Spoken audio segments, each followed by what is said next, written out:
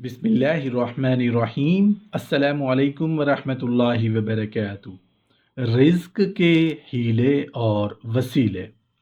ایک بزرگ کا بیان ہے کہ وہ اپنے دل میں روزی طلب کرنے کا قصد کر کے گھر سے نکلے اور ایک جنگل میں ان کا گزر ہوا۔ ایک مقام بیابان میں کیا دیکھتے ہیں کہ ایک لومڑی نہایت فربا یعنی نہایت موٹی تازہ بیٹھی ہوئی ہے، جس کے نہ ہاتھ ہیں نہ پاؤں، آنکھوں سے وہ اندھی ہے۔ وہ بزرگ ایسے بے دست اور پا اور مجبور جانور کو اس قدر تر و تازہ دیکھ کر نہایت متعجب ہوئے اور وہاں بیٹھ کر حیرت سے سوچنے لگے اور اپنے دل میں کہا، یا اللہ، یہ حیوان کس ہیلے سے اپنا رزق پاتا ہے؟ حالانکہ روزی طلب کرنے کا کوئی ذریعہ اس کے پاس موجود نہیں، یہ نہ چل سکتا ہے نہ دیکھ سکتا ہے۔ اس قسم کی باتیں اپنے جی میں کر رہے تھے کہ اتنے میں ایک جگہ سے زمین شق ہوئی اور دو پیالے برآمد ہوئے۔ ایک دودھ سے بھرا ہوا تھا اور دوسرا شہد سے۔ ان بزرگ نے اب یہ خیال کیا کہ الہی، اس غذا تک کھانے کے لیے یہ لومڑی کیسے پہنچے گی؟ یکا یک اسی مقام پر پہاڑ سے نہایت خوبصورت اور نورانی چہرے والا ایک شخص نیچے اترا اور ان دونوں پیالوں کو اٹھا کر لومڑی کے پاس لایا اور دونوں پیالے اس کو پلا دیے۔ جب وہ شخص پھر پہاڑ کی طرف جانے لگا تو ان بزرگ نے بڑھ کر اس کا دامن پکڑ لیا اور پوچھا کہ اے شخص، تو کون ہے؟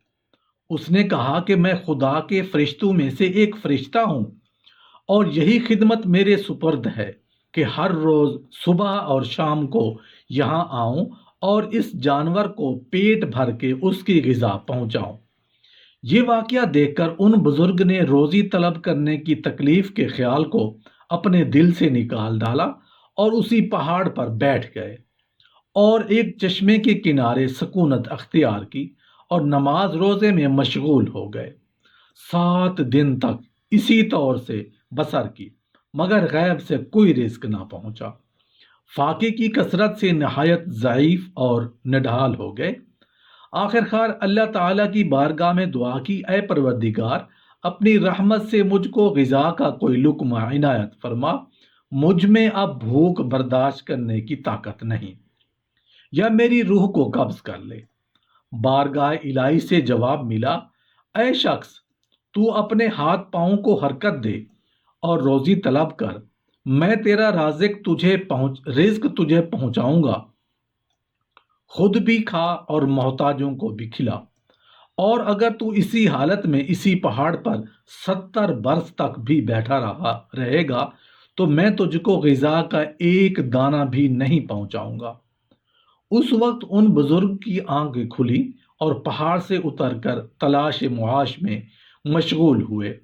جو کچھ کماتے تھے آدھا خود کھاتے تھے اور آدھا محتاجوں کو دے دیتے تھے۔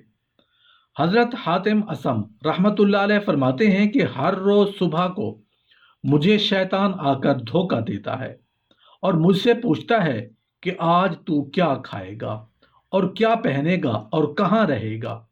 میں اسے جواب دیتا ہوں کہ موت کھاؤں گا، کفن پہنوں گا، قبر میں رہوں گا۔ یہ سن کر میرے پاس سے شیطان بھاگ جاتا ہے۔ فقیہ ابو اللیث رحمت اللہ علیہ فرماتے ہیں کہ جو شخص یہ چاہے کہ اس کی کمائی پاک و صاف رہے، اس کو چاہیے کہ 5 باتیں یاد رکھے۔ کسب معاش میں مشغول رہنے کی وجہ سے اللہ تعالیٰ کے فرائض ادا کرنے میں تاخیر نہ کرے اور نہ کسی فرض کی بجا لانے میں کمی روا رکھے۔